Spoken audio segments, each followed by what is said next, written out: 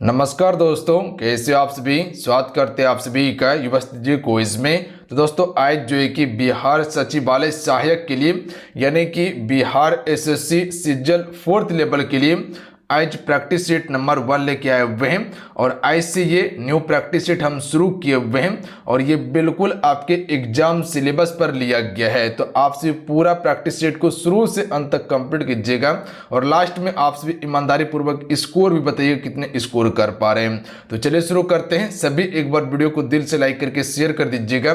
देखिए आपका एक लाइक मोटिवेट कराता है फ्रेंड, तो लाइक जरूर कीजिएगा। जो भी चैनल पर नया है चैनल को जरूर सब्सक्राइब कर घंटे को प्रेस कर लीजिएगा ताकि जब भी सीजल से संबंधित कोई भी क्लास हो उसका नोटिफिकेशन आप सभी को पहले प्राप्त हो जाए। तो चैनल को जरूर सब्सक्राइब कर लीजिएगा।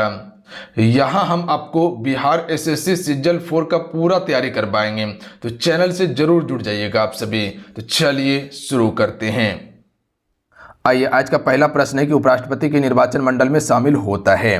देखिए अगर इन सेट में किसी भी क्वेश्चन का आंसर पता हो तो आंसर आपसे नीचे कमेंट बॉक्स में बताते चलिएगा आप सभी, और लास्ट में आपसे को स्कोर भी बताना है।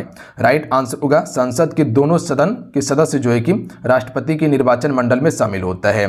देखिए ये प्रश्न तो आपके पेपर में पूछ लिया गया है जो हूबहू रिपीट किया जा सकता है। आगे आपके पेपर में प्रश्न ये बन सकता है कि उपराष्ट्रपति बनने के लिए उम्र कितना होना चाहिए, 35 वर्ष। कार्यकाल इसका 5 वर्ष का होता है। ये दो फैक्ट को याद रखिएगा प्रश्न को। इसके अलावा आपसे से पूछा सकता है कि क्या उपराष्ट्रपति को पद से हटाने के लिए इस पर महाभियोग लगाया जाता है। नहीं, राष्ट्रपति को हटाने के लिए महाभियोग लगाते हैं अनुच्छेद 61 के तहत। अच्छा, इसको किस प्रकार से हटा सकते हैं तो साधारण बहुमत से हटा सकते हैं। इसके अलावा उपराष्ट्रपति के चुनाव से संबंधित प्रावधान अनुच्छेद कौन सा है, 66। भारत में एक उपराष्ट्रपति होगा, इसका पद का उल्लेख किसमें किया गया है, अनुच्छेद 63 में। उपराष्ट्रपति के बारे में चर्चा अनुच्छेद 63 से लेकर 71 तक है, याद रखिएगा आप सभी इतना सा फैक्ट को। अच्छा, इसके अलावा अगर क्वेश्चन पूछा जाए कि बताइए राष्ट्रपति का चुनाव जो होता है इसमें कौन कौन भाग लेता है, तो याद रखिएगा भारत के लोकसभा और राज्यसभा के निर्वाचित सदस्य लेगा। इसके अलावा राज्यों के विधानसभा के निर्वाचित सदस्य लेगा और केंद्र शासित प्रदेश जैसे दिल्ली और पुदुचेरी के विधानसभा का निर्वाचित सदस्य लेगा। याद रखिएगा आप सभी मनोनीत सदस्य नहीं लेगा भाग, और राज्य विधान परिषद जो होता है वो भी इसमें भाग नहीं लेता। चलिए अगला प्रश्न का आंसर कीजिएगा क्वेश्चन नंबर 2 का आप सभी। संघ और राज्य के मध्य विषयों के वितरण में साइबर कानून किस सूची में आते हैं। तो देखिए साइबर कानून जो है ये आपका समवर्ती सूची का विषय है। देखिए संघ सूची में कितना विषय है, कुल 100 विषय है। राज्य सूची में 61 विषय का प्रावधान है और समवर्ती सूची में कुल कितना विषय है, 52 विषय हैं। तो ये डायरेक्ट प्रश्न यहां से बन सकता है। अच्छा, संघ सूची में केंद्र सरकार कानून बनाता है, राज्य सूची में राज्य सरकार कानून बनाएगा, समवर्ती सूची में केंद्र और राज्य दोनों सरकार कानून बनाता है मिलकर, याद रखिएगा आप सभी। देखिए संघ सूची में कौन कौन सा विषय आता है तो आप सबको पता है कि जैसे रक्षा हो गया या सेना हो गया, रेलवे हो गया, दूरसंचार हो गया, डाक सेवा हो गया, बैंकिंग हो गया, परमाणु ऊर्जा हो गया या राष्ट्रीय राजमार्ग हो गया, ये सभी आपका केंद्र सूची का विषय है। राज्य सूची में पुलिस हो गया, अस्पताल हो गया, भूमि, कृषि, राज्य कर जैसे भू राजस्व कर, बिक्री कर, ये सभी आपका राज्य सूची का विषय है। समवर्ती सूची का विषय में क्या आता है, जैसे शिक्षा, विवाह, तलाक, पर्यावरण, वन संरक्षण, श्रम हो गया, बिजली हो गया, या कह सकते हैं कि वसूली हो गया, कल्याण योजना हो गया, ये सभी आपका समवर्ती सूची का विषय है। अच्छा, समवर्ती सूची का बात किया जाए तो ये आपका ऑस्ट्रेलिया के संविधान से लिया गया था। कहां से, ऑस्ट्रेलिया के संविधान में। अच्छा, सूचियों का प्रावधान जो है ये किस अनुसूची में किया गया है तो अनुसूची 7 में किया गया है। तो इतना सा प्रश्न याद रखिएगा जो आपके पेपर में डायरेक्ट पूछा जाएगा। अगला क्वेश्चन देख लीजिएगा, क्वेश्चन नंबर 3 है कि निम्नलिखित में से कौन सा एक अप्रत्यक्ष कर नहीं है। तो देखिए इनमें से अप्रत्यक्ष कर जो नहीं है वो आपका हो जाएगा निगम कर। ये आपका अप्रत्यक्ष नहीं है बल्कि ये आपका प्रत्यक्ष कर है। अच्छा, अप्रत्यक्ष कर कौन सा है, जैसे जीएसटी हो गया, वेट हो गया, सीमा शुल्क हो गया, ये सभी आपका अप्रत्यक्ष कर होगा। सबसे पहले यहाँ समझिएगा कि प्रत्यक्ष कर और अप्रत्यक्ष कर क्या होता है। तो प्रत्यक्ष कर वह होता है जो डायरेक्ट सरकार लेता है आप सभी से, जैसे कह सकते हैं कि आयकर। आयकर क्या है तो ये आपका प्रत्यक्ष कर का उदाहरण है। उसी प्रकार से कॉर्पोरेट टैक्स होता है, अप्रत्यक्ष कर का उदाहरण है। जैसे कह सकते हैं कि संपत्ति कर जो है, संपत्ति कर, ये भी आपका किसका उदाहरण है तो ये आपका प्रत्यक्ष कर का उदाहरण है। इसके अलावा विरासत कर हो गया, ये सभी प्रत्यक्ष कर का उदाहरण है जो डायरेक्ट सरकार आप सभी से टैक्स लेता है, बात समझे, या कोई संस्था से लेता है सीधा। और अप्रत्यक्ष कर क्या होता है, जो इनडायरेक्ट सरकार टैक्स लेता है, किसी भी उपभोग वस्तु पर टैक्स लगा दिया जाता है, जैसे चावल हो गया या कोई दवाई हो गया, इस सभी पर टैक्स लगाकर आप सभी से वसूला जाता है। जैसे कहे जीएसटी, ये सभी आपका क्या है, अप्रत्यक्ष है। वेट कर हो गया, सीमा शुल्क हो गया, ये सभी अप्रत्यक्ष कर है, जबकि निगम कर जो है ये आपका प्रत्यक्ष कर है। जो एप्लीकेशन पे जो कोर्स लॉन्च किया गया, यहाँ हम आपको क्या क्या प्रोवाइड करेंगे, तो ये आपका पराक्रम बैच है, जहां हम आपको टॉपिक वाइज थ्योरी क्लास पढ़ाने वाले हैं, जिससे आपका हर चीज का डाउट क्लियर हो जाएगा। ठीक है, उसके बाद और सब्जेक्ट का ई बुक देंगे, इंपॉर्टेंट नोट्स आपको मिलेगा, इंपॉर्टेंट पीडीएफ। ये क्या होता है, ये पीडीएफ वो आपको मिलेगा जो कह सकते हैं कि जिस टॉपिक से प्रश्न पूछा गया था उसका डिटेल पीडीएफ आपको देंगे। प्लस में टेस्ट सीरीज भी आपको प्रोवाइड करेंगे ताकि आप अपना तैयारी जांच सकें। जो एग्जाम सिलेबस आपका है उसी सिलेबस के आधार पर आपको टेस्ट सीरीज प्रोवाइड करेंगे, जिससे कि आप अपना तैयारी को जांच पाइएगा कि किस लेवल का आपका तैयारी हुआ है और कहां ठीक करने का आवश्यकता है। तो अगर इस बार 100% सफलता पाना चाहते हैं तो फटाफट कोर्स को ज्वाइन कर लीजिएगा आप सभी, और तैयारी करना शुरू कर दीजिए मिशन मोड में, क्योंकि अब की बार कंपटीशन काफी ताबड़तोड़ रहने वाला है, क्योंकि सीट बहुत कम है तो कंपटीशन रहेगा। तो इसमें क्या करना है, आपको मिशन मोड में तैयारी करना है, वो चीजें आपको कंप्लीट करना है जो आपके पेपर के लिए इंपॉर्टेंट है। एप्लीकेशन को डाउनलोड कर लीजिएगा प्ले स्टोर से जाके, सक्सेस योद्धा, उसके बाद रजिस्ट्रेशन कर लीजिएगा और ज्वाइन कर लीजिएगा। अगला प्रश्न है कि एस्ट्रोलैब से किसका मापन होता है, तो राइट आंसर हो जाएगा अक्षांश बताने वाला का मापन एस्ट्रोलैब से किया जाता है। अच्छा, दूरी को किससे मापते हैं, ओडोमीटर से मापते हैं दूरी को। अच्छा, मौसम को किससे मापते हैं, आप स्वयं को बताइएगा। मौसम मापने के लिए तो विभिन्न उपग्रह होता है, रडार का भी प्रयोग करते हैं, है ना। अच्छा, तापमान को किससे मापते हैं, थर्मोमीटर से मापते हैं। तो ये सभी फैक्ट को याद रखिएगा। अगला है कि व्यावसायिक रूप से उत्पादित किस रासायनिक पदार्थ से मिट्टी की उर्वरता बढ़ती है, तो यहाँ पर मिट्टी की उर्वरता की बात किया गया है, तो राइट आंसर होगा उर्वरक या खाद से मिट्टी की उर्वरता बढ़ती है, अगर मिट्टी की उर्वरता खत्म हो चुकी है। और जिसमें ज़्यादातर अगर प्राकृतिक का प्रयोग कीजिएगा ना तो सुरक्षित भी होता है और ज़्यादा उर्वरता भी होता है। जैसे कि खाद्य का प्रयोग करते हैं, जैसे गोबर का हो गया, है ना, तो उससे ज़्यादा मिट्टी की उर्वरता बढ़ती है। अच्छा, मिट्टी में अगर किसी तत्व की कमी हो जाता है तब हम क्या करते हैं, तो उसमें रासायनिक पदार्थ का उपयोग करते हैं, जैसे खाद का उपयोग करते हैं, जैसे यूरिया हो गया, पोटास हो गया, जिंक सल्फेट हो गया, या कह सकते हैं सुपर फास्फेट हो गया। ये सभी का उपयोग करके हम सभी क्या करते हैं, मिट्टी में जो तत्व की कमी हुआ है उसको पूरा कर लेते हैं। इसका ऑप्शन में डी राइट आंसर होगा, अति महत्वपूर्ण है, याद रखिएगा आप सभी। चलिए क्वेश्चन 6 देखिएगा आप सभी कि ब्रॉयलर मुर्गियों का दैनिक भोजन प्रोटीन वसा से युक्त होता है, तो पोल्ट्री खाद्य में निम्न में से किसका स्तर उच्च रखा जाता है, तो राइट आंसर होगा ऑप्शन नंबर ए हो जाएगा, विटामिन ए और विटामिन के का मात्रा को उच्च रखा जाता है। अच्छा, विटामिन के का रासायनिक नाम आप सभी को बताना है। विटामिन ए का रासायनिक सभी को पता है कि रेटिनॉल होता है। विटामिन के का रासायनिक नाम आपको नीचे कमेंट करके बताना है, जो खून की थक्के को जमने में अति महत्वपूर्ण भूमिका निभाता है। चलिए क्वेश्चन 7 है कि वह स्थान जहां मधुमक्खी का पालन किया जाता है उसे हम सभी क्या कहते हैं, राइट आंसर होगा ऑप्शन में ए, एवियरीज में जो है कि मधुमक्खी का पालन किया जाता है। अगला प्रश्न है कि फ्रांस में दास प्रथा का अंतिम रूप से उन्मूलन जो है ये कब हुआ था, तो देखिए फ्रांस में दास प्रथा का अंतिम रूप से उन्मूलन 1848 में हो चुका था। राइट आंसर होगा ऑप्शन में बी, इंपॉर्टेंट क्वेश्चन है, याद रखिएगा। देखिए दास प्रथा का तो 1848 में उन्मूलन कर दिया गया था, बट जो है कि नेपोलियन ने पुनः इसको प्रारंभ कर दिया था। अच्छा, अब यहाँ से क्वेश्चन बन सकता है कि भारत में दास प्रथा का उन्मूलन कब हुआ था, तो 1833 के चार्टर एक्ट के द्वारा किया गया था, याद रखिएगा आप सभी।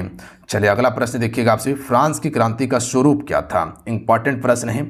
फ्रांस की क्रांति का स्वरूप क्या था, राइट आंसर होगा बुर्जुआ क्रांति, याद रखिएगा आप सभी। चलिए क्वेश्चन नंबर आप सभी ध्यान दीजिएगा, 10 नंबर है कि नाजी पार्टी का प्रतीक चिन्ह क्या था। देखिए नाजी पार्टी का प्रतीक चिन्ह था स्वास्तिक, ऑप्शन में भी राइट आंसर होगा। नाजी पार्टी जो है जर्मनी का एक पार्टी था, याद रखिएगा, जिसका प्रतीक चिन्ह क्या था, आपका स्वास्तिक था। 1920 से लेकर 1945 की अवधि में जर्मनी का ये प्रमुख नाजी पार्टी था, 1920 से लेकर 1945 तक, याद रखिएगा आप सभी। एडोल्फ हिटलर जो है कि इस पार्टी के नेता थे। अगला क्वेश्चन है, किस संधि के द्वारा जर्मनी पर कठोर एवं अपमानजनक शर्तें थोपी गई थी। देखिए पहला विश्व युद्ध 1914 से 1918 तक जो चला था, पता है आप सभी को, कुल 4 वर्ष तक जो चला था। इसके बाद जो है कि आपका वर्साई संधि के तहत इस युद्ध को समाप्त कर दिया गया था, और इसी संधि के तहत जो है कि जर्मनी पर कठोर और अपमानजनक शर्तें थोपी गई थी। इसीलिए जर्मनी इस संधि को आरोपित संधि मानते हैं, याद रखिएगा आप सभी। कब हुआ था ये? 1919 में हुआ था। और दूसरा विश्व युद्ध होने का कारण प्रमुख था आपका वर्साई की संधि, जो 1939 में प्रारंभ हुआ था और 1945 तक चला था। अच्छा, पेरिस संधि कब हुआ था? 1763 में पेरिस संधि हुआ था। अच्छा, वियना की संधि कब हुआ था? 1815 में आपका वियना की संधि हुआ था। तो इतना सा फैक्ट याद रखेंगे। अगला है प्रथम विश्व युद्ध का आरंभ कब हुआ था? तो अभी हम आपको बताएं कि प्रथम विश्व युद्ध का आरंभ हुआ था 1914 में आरंभ हुआ था, याद रखिएगा, और 1918 तक चला था।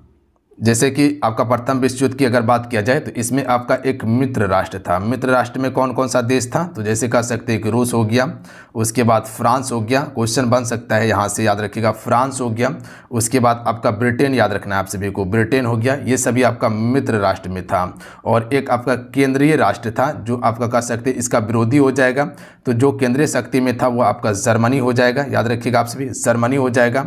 ऑस्ट्रेलिया हो जाएगा, याद रखिएगा, ऑस्ट्रिया हो जाएगा। और उसके बाद एक आपका टर्की हो जाएगा, याद रखेंगे आप सभी। तो इतना देश जो है कि इसमें शामिल था। अच्छा, आप हमको बताइएगा कि अमेरिका जो है ये आपका सबसे अंत में जो है कि मित्र राष्ट्र में आके शामिल हो जाता है और मित्र राष्ट्र की तरफ से ये लड़ता है। बात समझ गए आप सभी। अच्छा, प्रथम विश्व युद्ध का कारण क्या था? तो ऑस्ट्रिया का जो राजकुमार था फर्डिनेंड, उसी का हत्या किया गया था। कहाँ पे? साराजेवो में हत्या कर दिया गया था।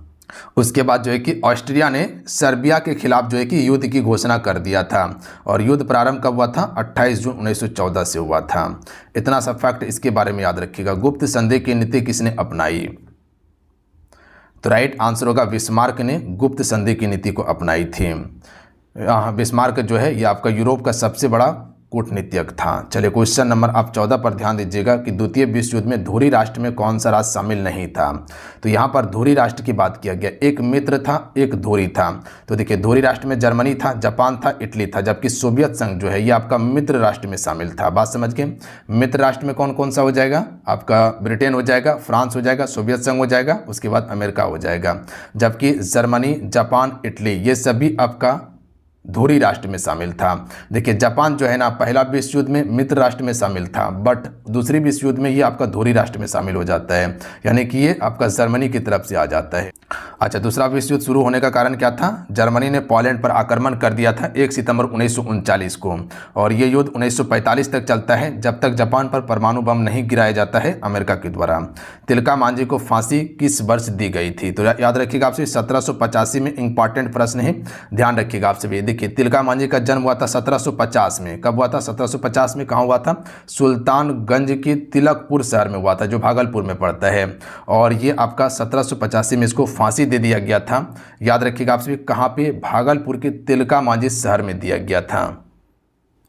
और इसका अन्य नाम क्या था? जबड़ा पहाड़ी इसका अन्य नाम था। अगला प्रश्न देख लीजिएगा आप सभी कि बीज, उर्वरक, मशीनरी इत्यादि जैसे महत्वपूर्ण इनपुट एक प्रणाली बनाते हैं जिसे कहा जाता है। तो इसे फार्म प्रणाली के नाम से जानते हैं। याद रखिएगा आप सभी, फार्म प्रणाली कहते हैं। देखिए, आप सभी फ्रेंड वीडियो को लाइक जरूर करते चलिएगा, आपका एक लाइक मोटिवेट कराता है। तो लाइक करके आप सभी चैनल को जरूर सब्सक्राइब कर लीजिएगा। अगला प्रश्न देखिए, सूची 1 से सूची 2 को मिलाना है। यहाँ पर वाट, नॉट, उसके बाद नॉटिकल मील, कैलोरी, उष्मा, नौ संचालन, समुद्री जहाज की गति और शक्ति दिया हुआ है। तो सबसे पहले तो यहाँ देख लीजिएगा, वाट जो है किसकी इकाई है? शक्ति की इकाई है। तो यहाँ क्या हो जाएगा? 1 का 4 हो जाएगा। उसके बाद देखिए यहाँ पर दिया हुआ है नॉट। नॉट जो हो जाएगा, इससे क्या मापते हैं? समुद्री जहाज की गति को मापते हैं। और उसके बाद जो है कि नॉटिकल मील से हम सभी नौ संचालन की दूरी को मापते हैं। तो यहाँ पर हो जाएगा नॉटिकल मील का हो जाएगा नौ संचालन, नॉट का हो जाएगा समुद्री जहाज की गति, वाट का आपको बताएं कि शक्ति, कैलोरी का उष्मा हो जाएगा। यानी कि यहाँ पर देखिएगा आप सभी, तो इसका करेक्ट आंसर ऑप्शन नंबर यहाँ पर जो हो जाएगा, मिलाने के बाद आपको पता चलेगा सी नंबर। आप सभी देख लीजिएगा या डायरेक्ट प्रश्न को याद कर लीजिए, बाकी बात ज़्यादा आपको दिमाग नहीं लगाना है। अगला है, भारत का पहला निजी तौर पर विकसित रॉकेट कौन सा है? तो विक्रम एस, ये निजी तौर पर विकसित रॉकेट है भारत का। अगला है कि शीतकाल में जब झील की ऊपरी सतह का पानी में बर्फ जम जाता है तो फिर भी जलीय जीव जीवित रहता है, क्योंकि यहाँ जमने की बात किया गया है। जब देखिएगा बर्फीली इलाका में क्या होता है, जो पानी होता है ना उसकी ऊपरी सतह पर पूरा बर्फ जम जाता है, फिर भी पानी नहीं जमता है, पानी का अंदर जैसे वैसे ही रहता है और उसमें जलीय जीव जीवित रहता है। इसका कारण क्या है? तो राइट आंसर होगा ऑप्शन नंबर डी, पानी का घनत्व 4 डिग्री पर सबसे अधिक होता है, 4 डिग्री सेल्सियस पर, जिससे क्या होता है बर्फ ऊपरी परत पर ही जम जाता है, नीचे नहीं जमता है, जिससे से जलीय जीव जीवित रहता है। इंपॉर्टेंट प्रश्न है, याद रखिएगा, हूबहू रिपीट कर लिया जाएगा। अगला है, एक काटा हुआ हीरा जगमगाता है किसके कारण से? देखिए, ऑप्टिकल फाइबर पूर्ण आंतरिक परावर्तन पर कार्य करता है। जैसे रेगिस्तान में मृग मरीचिका का चमकना पूर्ण आंतरिक परावर्तन है, उसी प्रकार से काटा हुआ हीरा जो जगमगाता है पूर्ण आंतरिक परावर्तन पर ही जगमगाता है। तो ऑप्शन में सी राइट आंसर होगा। अगला है, कितना तापमान होने पर पाठ्यांक सेल्सियस और फ़ारेनहाइट तापमान में एक ही होगा? तो ये आपका -40 डिग्री पर होगा, याद रखिएगा। कितना? -40 डिग्री पर। अगला है, टेलीविजन दर्शक डिश एंटीना प्रयुक्त करते हुए वर्षा में उपग्रह सिग्नल नहीं प्राप्त करते हैं, क्यों? जब आप एंटीना को देखते होंगे तो वर्षा के समय में सिग्नल प्राप्त नहीं कर पाता, इसका कारण क्या है? तो पहला ऑप्शन है कि एंटीना छोटे होते हैं, बिल्कुल छोटे होते हैं। वर्षा की बूंद रेडियो तरंग को अवशोषित करती है, बिल्कुल अवशोषित करती है। अच्छा, वर्षा की बूंद रेडियो तरंग की ऊर्जा की मूल दिशा को विचलित कर देती है, ये भी सही है कि बिल्कुल विचलित कर देती है। तो इसका राइट आंसर क्या हो जाएगा? 1, 2, 3, यानी कि ऑप्शन नंबर डी इसका करेक्ट आंसर होगा। इसी प्रकार का प्रश्न आपके पेपर में बनता है। अगला क्वेश्चन देख लीजिएगा कि समृद्ध यूरेनियम क्या होता है। चलिए, क्वेश्चन नंबर 23 का राइट आंसर कीजिएगा। तो राइट आंसर हो जाएगा ऑप्शन नंबर डी, प्राकृतिक यूरेनियम, जिसमें रेडियोधर्मी U-235 आइसोटोप का घटक कृत्रिम रूप से बढ़ाया जाता है। ऑप्शन नंबर डी वाला करेक्ट आंसर होगा। देखिए, इससे पहले आपको हम एक तुक्का मारने वाला वीडियो बताए थे ना, उसमें एक आपको बताए थे कि अगर प्रश्न नहीं पता हो ना, तो जिसका लेंथ बड़ा हो ऑप्शन में, या ज़्यादा दीर्घ या ज़्यादा बड़ा समझाया गया हो, वो होने की प्रबल संभावना होता है आंसर। और देखिएगा, यहाँ आपको एग्जाम्पल में देखने के लिए मिला ना। अगला क्वेश्चन है कि निम्नलिखित में से कौन सी इलेक्ट्रॉनिक संरूपण धातु तत्वों के लिए होती है? तो यहाँ पर धातु तत्वों की इलेक्ट्रॉनिक विन्यास की बात किया गया है, तो 2882 हो जाएगा, याद रखिएगा, डायरेक्ट प्रश्न बन सकता है। अगला है, निम्नलिखित मिश्र धातु में से किसे अमलगम कहते हैं? तो राइट आंसर होगा पारा और जस्ता को कहा जाता है। अगला है, निम्न में से कौन सा भारी जल का रासायनिक सूत्र है? तो भारी जल का रासायनिक सूत्र D2O होता है, ड्यूटेरियम ऑक्साइड, जो कि हाइड्रोजन का समस्थानिक है। चलिए, अगला प्रश्न देख लीजिएगा कि निम्नलिखित में से किसका मिलान सही नहीं है? औद्योगिक क्षेत्र और देश दिया हुआ है। अशोका जापान में है, बिल्कुल सही है। लाकाशायर ब्रिटेन में है, ये भी सत्य है। सलेम भारत में है, ये भी सत्य है। बर्मिंघम फ्रांस में है, नहीं, गलत है। बर्मिंघम जो है ये आपका ब्रिटेन में पड़ता है, याद रखिएगा। आप सभी कहाँ पे है? बर्मिंघम ब्रिटेन में है। अगला प्रश्न है कि निम्नलिखित में से कौन सा संत भक्ति के निर्गुण एवं सगुण रूपों में आस्था रखते हैं? तो ये आपका रामनंद रखते हैं, याद रखिएगा आप सभी। देखिए, रामनंद जो है भक्ति आंदोलन का अग्रदूत माना जाता है। तो क्वेश्चन अगर पूछा जाए तो आंसर कर लीजिएगा। और ये प्रश्न बिहार पुलिस में पूछा गया है, तो ये तो प्रश्न पूछ लिया गया। आगे जो प्रश्न बन सकता है, जैसे बन सकता है कि भक्ति आंदोलन का अग्रदूत किसे कहा जाता है? तो रामनंद को कहा जाता है। इसके प्रमुख शिष्य कौन थे? जैसे कबीर थे इसके प्रमुख शिष्य, इसके अलावा रैदास इसके प्रमुख शिष्य थे, याद रखिएगा आप सभी। और इन्होंने ही भगवान राम की भक्ति को सुलभ बनाया था। किसने? रामानंद ने। तो इतना सा फैक्ट याद रखिएगा। अगला है, निम्नलिखित में से कौन सा शब्द एक क्रिया विशेषण है? तो देखिए, यहाँ ना विशेषण की सिर्फ बात नहीं किया गया है, विशेषण का बात करता है तो धीरे धीरे, ये विशेषण शब्द है। जोर से चलना विशेषण शब्द है, अचानक चलना विशेषण है, पर यहाँ क्रिया विशेषण की बात किया गया है। तो जो यहाँ पर चलना है ना, चलना, ये क्या है? क्रिया है। और धीरे धीरे चलना, धीरे धीरे चलना, ये आपका क्रिया विशेषण होगा। तो यहाँ पर ऑप्शन में सी की तरफ हम जा सकते हैं कि धीरे धीरे, याद रखिएगा, ये आपका क्रिया विशेषण शब्द है। बात समझ गए? बिल्कुल बात समझ गए आप सभी। जैसे कि तेज हो गया, अचानक हो गया, या रोज, या कह सकते फिर, ये सभी आपका क्रिया विशेषण का ही शब्द है, या कह सकते विशेषण का शब्द है। अगला है, सत्यशोधक समाज की स्थापना हुई थी। देखिए, सत्यशोधक समाज की स्थापना 1873 में की गई। अच्छा, ये क्वेश्चन आपका बिहार पुलिस में पूछा गया प्रश्न है, याद रखिएगा। अब आगे क्या बन सकता है आपसे इससे प्रश्न? इसके संस्थापक पूछा जा सकता है कि इसके संस्थापक कौन थे? ज्योतिबा फूले थे, याद रखिएगा आप सभी। याद रखिएगा, सत्यशोधक समाज के संस्थापक ज्योतिबा फूले थे, जो कि दलित और महिलाओं को शिक्षा एवं सामाजिक अधिकार देने का काम किया था, याद रखेंगे आप सभी। चलिए, अगला क्वेश्चन देख लीजिएगा कि संविधान के किस अनुच्छेद में धन विधेयक को परिभाषित किया गया है? देखिए, धन विधेयक की परिभाषा की बात किया जाए तो अनुच्छेद 110 का क्लाउड 1 हो जाएगा, याद रखिएगा आप सभी। तो ऑप्शन नंबर क्या हो जाएगा? बी करेक्ट आंसर होगा। और ये भी बिहार पुलिस में पूछा गया है, ये प्रश्न तो पूछ लिया गया है। आगे क्या बन सकता है कि अगर बात किया जाए कि धन विधेयक कहाँ पेश किया जाता है, कहाँ पर प्रस्तुत किया जाता है धन विधेयक? तो याद रखिएगा लोकसभा में प्रस्तुत किया जाता है, लोकसभा में प्रस्तुत किया जाता है धन विधेयक सबसे पहले। अच्छा, राज्यसभा में धन विधेयक कितने दिन तक रहता है? 14 दिन तक रोक सकता है। इसके बाद धन विधेयक वहाँ नहीं रहेगा, लोकसभा में आ जाएगा फिर से, याद रखिएगा। धन विधेयक क्या होता है? कर, उधारी, कोष आदि से संबंधित इसमें प्रावधान होता है धन विधेयक में। तो कहाँ प्रस्तुत होता है? लोकसभा में। क्वेश्चन पूछा जा सकता है। मानव में ध्वनि उत्पन्न होती है, तो ये कंठ द्वारा ध्वनि उत्पन्न होती है, याद रखिएगा आप सभी। देखिए, कंठ में एक वोकल आपका कार्डियस होता है, जिसे हम कॉर्डियस के नाम से भी जानते हैं, इसी से आपका ध्वनि उत्पन्न होगा। और कंठ को स्वर्ण तंत्र के नाम से जानते हैं, यानी कि वॉइस बॉक्स के नाम से जानते हैं। अगला है CO2 में कार्बन की संरचना व्यवस्था क्या होती है? तो ये आपका sp हो जाएगा, हाइब्रिड, याद रखेंगे आप सभी। चलिए क्वेश्चन नंबर आप सभी 34 पर ध्यान दीजिएगा। जब उपयुक्त आवृत्ति का प्रकाश किसी धातु पृष्ठ पर पड़ता है तो इलेक्ट्रॉन के उत्सर्जन की प्रक्रिया को क्या कहते हैं? तो इस प्रक्रिया को हम सभी प्रकाश विद्युत प्रभाव के नाम से जानते हैं। किस नाम से जानते हैं? प्रकाश विद्युत प्रभाव के नाम से जानते हैं। आगे यहाँ से जो प्रश्न आपके पेपर में बन सकता है कि ये सिद्धांत किसने दिया था? अल्बर्ट आइंस्टीन ने दिया था। किसने दिया था जी? अल्बर्ट आइंस्टीन ने दिया था, याद रखिएगा आप सभी। अल्बर्ट आइंस्टीन ने इस सिद्धांत को दिया था, जिसके लिए इसे नोबेल पुरस्कार भी मिला था।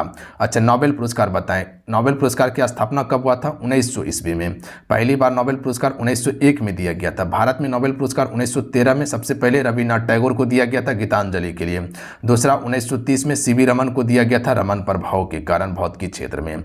इतना सा फैक्ट याद रखिएगा आप सभी, बिल्कुल। अगला क्वेश्चन देखिए 35 नंबर। ये इकाई संतुलन बजट गुणांक का तात्पर्य यह है कि अगर करों में रुपये की वृद्धि के कारण सरकारी व्यय 1 से बढ़ता है तो राष्ट्रीय आय क्या होगा? अगर कोई भी चीज़ की बात किया जाए कि सरकारी खर्च और कर दोनों अगर 1 रुपया बढ़ता है तो आय में भी 1 ही रुपया का वृद्धि होता है। तो यहाँ पर राइट आंसर जो हो जाएगा ऑप्शन में सी होगा, 1 रुपया ही बढ़ेगा। सरकारी खर्च और कर में अगर 1 रुपया बढ़ रहा है ना, तो आपका आय में भी 1 रुपया का वृद्धि होगा। सिंपल सा और आसान प्रश्न था। निम्न में से कौन सा युग्म एकदम बिल्कुल गलत सुमेलित है? यहाँ पर देखिए पहला ऑप्शन है कि वीर कुबेर सिंह बिहार से नेतृत्व किया था 1857 क्रांति का, बिल्कुल सही है। रानी लक्ष्मीबाई झांसी से किया था, ये भी सही है। मौलवी अहमदुल्ला ये फैजाबाद से किया था, ये भी सही है। नाना साहब अवध से किया था, नहीं, गलत है। नाना साहब अवध से नहीं, कानपुर से किया था। कहाँ पे किया था? कानपुर से नेतृत्व किया था। अच्छा, अवध से किसने किया था? तो ये भी प्रश्न बन सकता है आपके पेपर में। तो बेगम हजरत महल ने किया था। किसने किया था? बेगम हजरत महल ने किया था, याद रखिएगा आप सभी, हजरत महल ने किया था। इतना सा फैक्ट याद रखेंगे। चलिए अगला क्वेश्चन है कि स्वामी दयानंद के विचार जिस पुस्तक में प्रकाशित हुई थी उसका नाम क्या था? सबसे पहले कि आपका दयानंद सरस्वती के विचार जिस पुस्तक में प्रकाशित हुई थी उसका नाम क्या था? आपका सत्यार्थ प्रकाश था, याद रखिएगा आप सभी। अच्छा, प्रकाशन कब हुआ था इस पुस्तक का? 1875 में किया गया था। यह प्रश्न बन सकता है आपके पेपर में कि सत्यार्थ पुस्तक का प्रकाशन 1875 में हुआ था। अब दयानंद सरस्वती से प्रश्न याद रखिएगा कि अगर प्रश्न पूछे कि वैदों की ओर लौटो का नारा किसने दिया था? वैदों की ओर लौटो का नारा किसने दिया था? तो ये आपका दयानंद सरस्वती ने दिया था। ये फैक्ट इंपॉर्टेंट है, मोस्ट इंपॉर्टेंट है, याद रखिएगा। वैदों की ओर लौटो का नारा किसने दिया? दयानंद सरस्वती ने।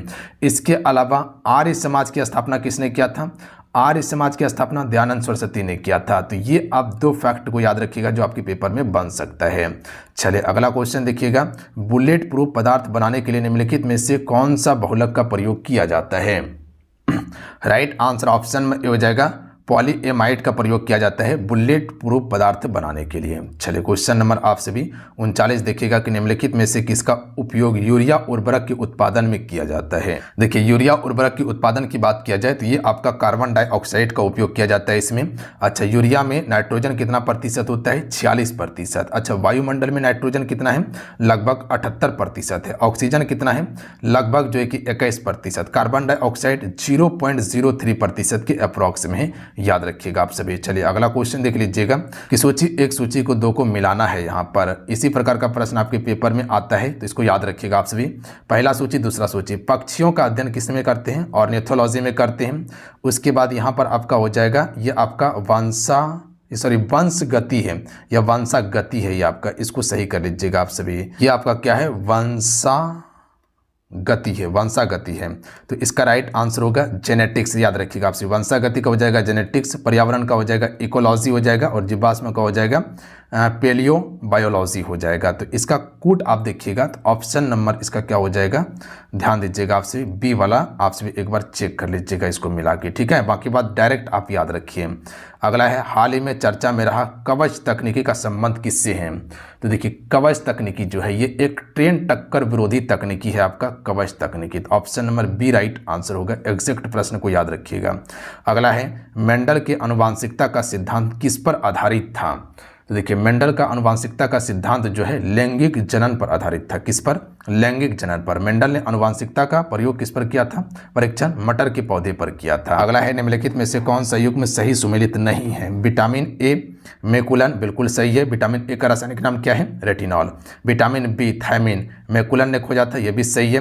विटामिन सी जेम्स लैंड जिसे एस्कॉर्बिक एसिड कहते हैं, ये भी सही है। विटामिन डी का खोजकर्ता पॉल मूलर था, नहीं ये गलत है, याद रखिएगा आपसे। विटामिन डी का रासायनिक नाम क्या है, कैल्सिफेरॉल, याद रखेंगे आप सभी।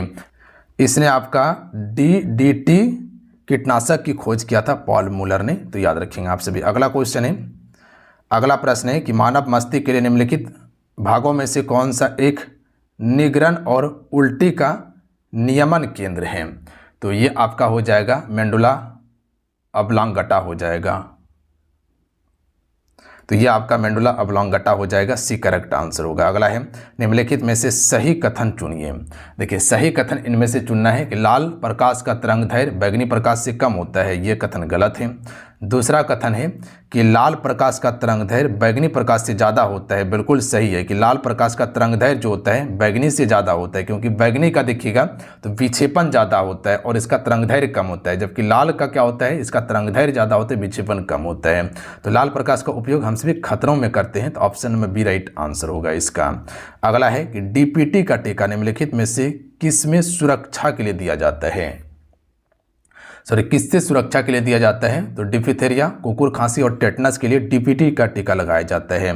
डिफिथेरिया, उसके बाद कुकुर खांसी और टेटनस के लिए। अगला है कि जीनोम प्रौद्योगिकी है। देखिए जीनोम प्रौद्योगिकी क्या है आपका, तो राइट आंसर सी हो जाएगा, आनुवांशिकी रोगों की पूर्व सूचना प्राप्त करने की तकनीकी ही है आपका जीनोम प्रौद्योगिकी। चलिए अगला क्वेश्चन है, गौरवपूर्ण क्रांति किस देश में हुई थी। राइट आंसर होगा इंग्लैंड में हुई थी, और ये कब 1688 में 1688 कर लीजिएगा आप सभी।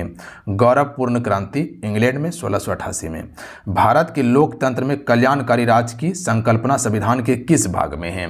तो यहाँ पर भाग की बात किया गया है, तो भाग 4 में आपका लोकतंत्र कल्याणकारी राज्य की संकल्पना की बात किया गया है। अच्छा भाग 4 ये किससे संबंधित है, नीति निर्देशक तत्व से संबंधित है, और ये 36 से लेकर आपका 51 तक है, याद रखिएगा आप सभी, बात समझे। अगला है कि रीपोलिंग क्या है। तो रीपोलिंग क्या होता है, फिर से मतदान करना, यानी कि पुनः मतदान करना। ऑप्शन में ए राइट आंसर होगा। अगला है, अपने सभी नागरिकों को समान मताधिकार प्रदान करने वाला पहला देश कौन बना था, न्यूजीलैंड बना था, याद रखिएगा आप सभी। और कह सकते हैं कि इसने 1893 में सभी नागरिकों को समान मत देने का अधिकार दिया था। कब, 1893 में। अच्छा अगर क्वेश्चन पूछा जाए कि भारत में महिलाओं को मत देने का अधिकार किस अधिनियम के तहत दिया गया था, तो 1919 अधिनियम के तहत दिया गया था, याद रखिएगा आप सभी। अच्छा वहीं अगर क्वेश्चन पूछा जाए कि भारत शासन अधिनियम 1935 के द्वारा अगर बात किया जाए तो 14% लोगों को मतदान का अधिकार दिया गया था। तो ये दो फैक्ट को याद रखिएगा आप सभी। अमेरिका में महिलाओं को मत देने का अधिकार 1920 में दिया गया है, तो ये भी एक फैक्ट याद रख सकते हैं, 1920 में अमेरिका में दिया गया था। अगला है, भारतीय संविधान में मौलिक कर्तव्य किस देश से लिया गया है। आसान प्रश्न है, आराम से कर सकते हैं। कहाँ से लिया गया है, ये आपका रूस संविधान से लिया गया है। ये भी प्रश्न बिहार पुलिस में पूछा जा चुका है। अब यहाँ से क्वेश्चन आपके पेपर में क्या क्या बनेगा ये ध्यान दीजिएगा आप सभी। देखिए पहले मौलिक कर्तव्य कितना था, 10 मौलिक कर्तव्य था। उसके बाद एक मौलिक कर्तव्य जोड़ा गया था 66वां संविधान संशोधन 2002 में, जो कि 11वां मौलिक कर्तव्य था। तो अभी वर्तमान में कुल मौलिक कर्तव्य कितना हो गया है, 11वां मौलिक कर्तव्य हो गया है। अच्छा अगर बात किया जाए कि मौलिक कर्तव्य को संविधान में किस संशोधन के द्वारा जोड़ा गया था। 42वां संविधान संशोधन 1976 के तहत जोड़ा गया था और ये संविधान के भाग 4 को और अनुच्छेद 51 को में इसको रखा गया है, याद रखिएगा। देखिए 42वां संविधान को हम सभी क्या कहते हैं, मिनी संविधान कहते हैं और इस समय देश का प्रधानमंत्री कौन थी, इंदिरा गांधी थी, याद रखिएगा आप सभी। अगला है लोकसभा का कार्यकाल कितने वर्ष का होता है। देखिए लोकसभा का कार्यकाल 5 वर्ष का होता है, याद रखिएगा आप सभी। देखिए लोकसभा और राज्यसभा दोनों का कार्यकाल 5 वर्ष का होता है, जबकि राज्यसभा और विधान परिषद और राज्यसभा का कार्यकाल 6 वर्ष का होता है, याद रखिएगा आप सभी। बात समझे। अच्छा, लोकसभा से अगर कोई प्रधानमंत्री बनता है तो उम्र कितना होना चाहिए, तो उम्र आपका 25 वर्ष होना चाहिए और राज्यसभा से कोई बनता है तो 30 वर्ष होना चाहिए, याद रखिएगा आप सभी। बात समझ गए। आइए अगला है किसी सदस्य की मृत्यु या इस्तीफा के कारण बाद में होने वाला चुनाव को हम सभी क्या कहते हैं। मान लीजिए कोई पद पे था और मृत्यु हो गया या इस्तीफा दे दिया और उसके बाद जो चुनाव होता है उसे उपचुनाव कहा जाता है। उसके बाद है मतदान पहचान पत्र के लिए कितने प्रमाण पत्र वैध हैं। देखिए यहाँ पर मतदान की बात किया गया है तो मतदान के लिए कुल प्रमाण पत्र जो वैध माना गया है 12 माना गया है। इंपॉर्टेंट प्रश्न रहेगा, याद रखिएगा आप सभी। 12 कौन कौन सा हो सकता है, जैसे कि वोटर आईडी हो गया, पासपोर्ट हो गया, ड्राइविंग लाइसेंस हो गया, या सरकारी संस्था या सेवा पहचान पत्र हो गया, फोटो सहित। उसके बाद बैंक या पासबुक जो कह सकते पोस्ट ऑफिस का हो सकता है या बैंक का फोटो सहित होना चाहिए, ये हो गया। पैन कार्ड हो गया, या कह सकते हैं कि आपका PNR के तहत RGI द्वारा स्मार्ट कार्ड जो जारी किया जाता है वो एक हो जाएगा। उसके बाद मनरेगा कार्ड हो गया, श्रम मंत्रालय की स्कीम के तहत जारी हेल्थ इंश्योरेंस कार्ड हो गया, या कह सकते फोटो सहित राशन कार्ड हो गया, संसद या विधायक या विधान परिषद द्वारा जारी पहचान पत्र फोटो सहित, ये आपका एक हो सकता है। आधार कार्ड हो जाएगा। ये सभी जो है कि आपका कुल 12 जो है मतदान के लिए पहचान पत्र हैं। अगला है लोकसभा में अनुसूचित जातियों के लिए कितने सीटें आरक्षित हैं। देखिए अनुसूचित जाति के लिए कुल आपका 84 सीट है, याद रखिएगा आप सभी। ऑप्शन में ए राइट आंसर होगा। अगर यहीं ST की बात करता अनुसूचित जनजाति के लिए कितना सीट है, 47 सीट है अनुसूचित जनजाति के लिए। अच्छा, सामान्य के लिए कितना है, तो सामान्य के लिए 412 है, 412 सामान्य के लिए। और कुल लोकसभा में सीट की संख्या कितना है, 543 है वर्तमान में, याद रखिएगा 543। अगला है कि किस संविधान संशोधन के अनुसार लोकसभा का कार्यकाल 6 वर्ष किया गया था। देखिए हालांकि लोकसभा का कार्यकाल अभी 5 वर्ष है बट बढ़ाया गया था, 6 वर्ष किया गया था। तो यह आपका 42वां संविधान संशोधन के तहत 1976 में ही कार्यकाल कह सकते 6 वर्ष कर दिया गया था, बट पुनः कह सकते हैं कि 44वां संविधान संशोधन 1978 में किया गया और इसके तहत 6 वर्ष से घटाकर फिर 5 वर्ष कर दिया गया, जो अभी 5 वर्ष कार्यकाल चल रहा है। लोकसभा और विधानसभा का विधानसभा का नेता होता है,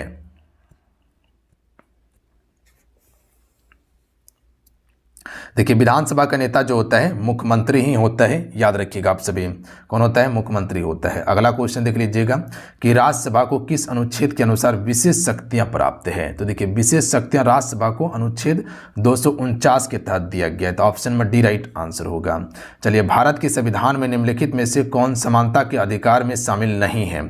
देखिए यहाँ पर समानता के अधिकार की बात किया गया है। देखिए कानून के समक्ष समानता यह अधिकार है। असमानता का उन्मूलन ये भी है, असमानता का उन्मूलन या कह सकते छुआछूत का उन्मूलन किया गया ये भी है।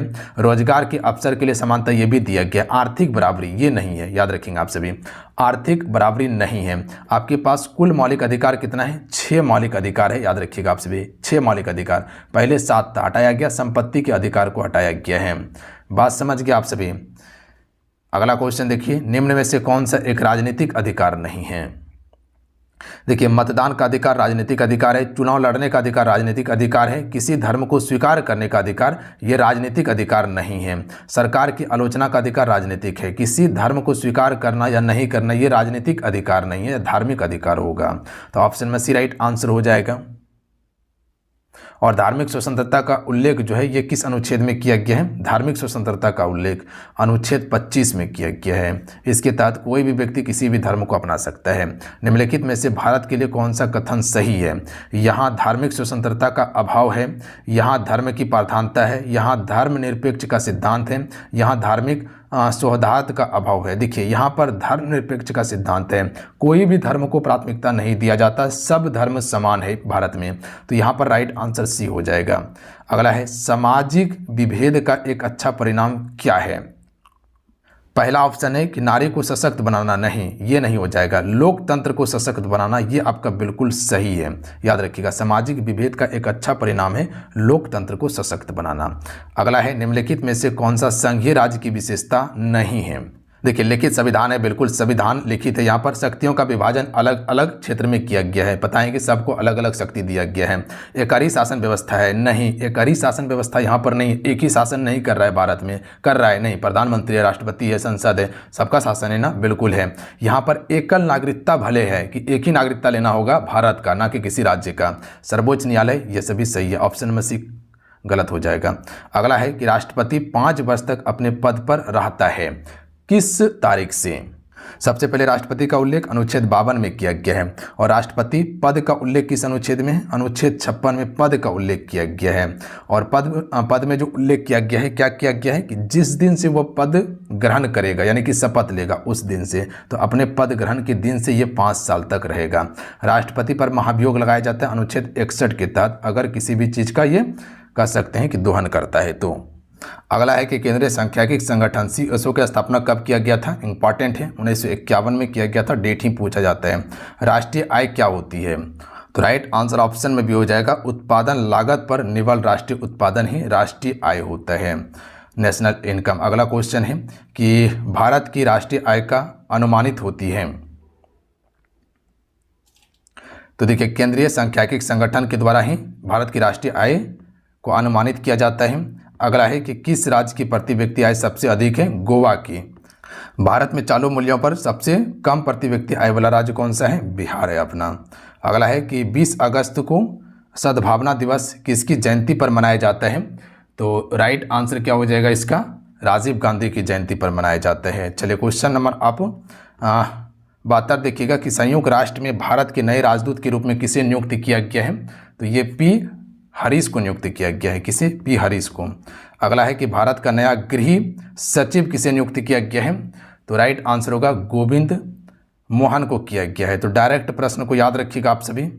अगला है कि परिवर्तन निर्देशालय ईडी के नए निर्देशक कौन बने हैं,